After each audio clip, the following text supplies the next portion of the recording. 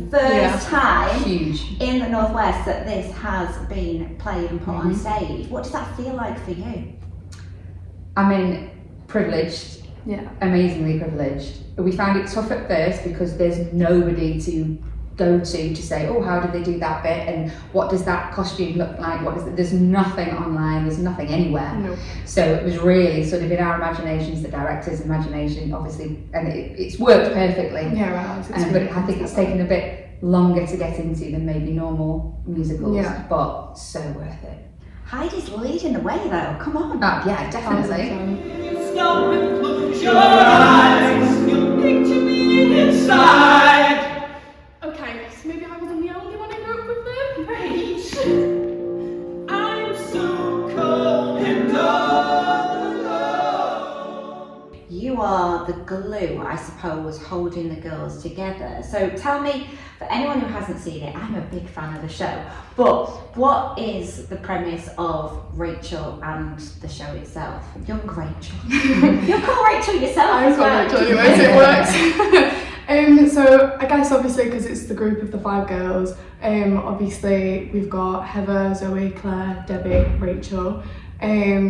Necessarily Rachel and Debbie are a little bit more closer, but then at the same time Rachel is the one who's always trying to big up the rest of the girls. Yeah, so she's the one that holds them all together basically. It's like if anyone needs anything, Rachel's always the one there really to bring them back up again. And what is Rachel like when she grows up and leaves school? What has changed for Rachel? Rachel is quite reserved, I think, because of what's happened in her past as a younger self. And won't ruin it for anybody who doesn't know it, but what has happened has really made her sort of go back into herself, and she doesn't quite know who she is without her girls. So she's lost touch with her girls, and she doesn't know where she fits in life. She's got a really nice man who loves her to bits, and something's never quite right, and her life just doesn't quite make sense without the girls. So it's all about her pathway into sort of finding those girls and finding herself again. And friendship is so important. I think when you do watch this, you realise, and I think it makes people very nostalgic thinking about their own friendships. I think it does, and I think those friendships when you're younger, I mean, you're still going through yours now, which is lovely, but I look back at mine and I think, yeah, that was really lovely, and how you relied on each other at that age. You really stuck together like glue, and you worked like family. This show really shows that well, doesn't it? And I think what people don't understand about this is that it isn't a take that story, because when it first came out, it was a case of, oh, right, okay, it's their journey. But it's just a band, isn't it? Yeah. It's just, I think the band kind of take that. Yeah. But it is a very, very different story. But the music fits in so beautifully, and it's been written so beautifully that everything just, weaves its way through the storyline. It's beautiful, really beautiful. I mean, it's got fun, laughter, I mean, ridiculously silly lines, but then, parts where you'll just stand there and you'll just cry. Now, are these guys loving it? Do they actually think they're a boy band now? I think so. Yeah. I reckon so, yeah. Absolutely. Thousands. All the attention. They love Love it. Can we say, because I'm about to interview them, is there one who does actually think maybe they are Gary Barlow in this band? You know who that is! You do know who that is! Who's the leader? Who do we think is the leader? Are we going with Michael? Yeah. Yeah, we're going with Michael. I think Rachel might have said, you were the leader. If there was going to be a one in it, they were like, well, no, I think actually they said he thinks he's the leader. All right.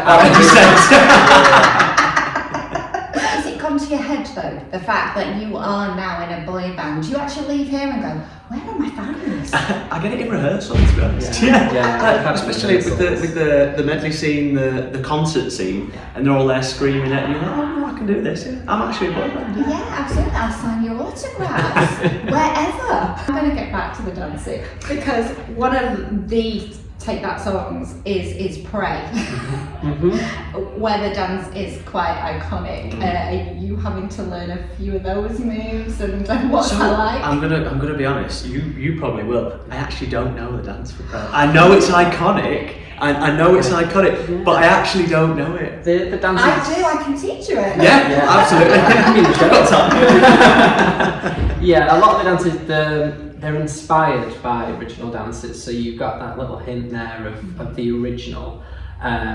But what Jenny's done with the choreography there, she's gone, right, here is boy band style.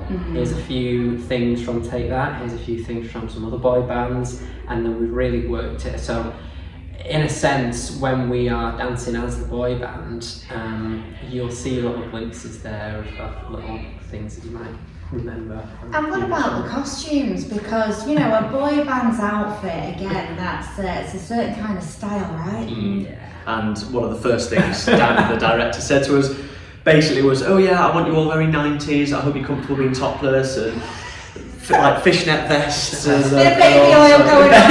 Yeah. You better get back to the dance room and show us some moves. Yeah, absolutely.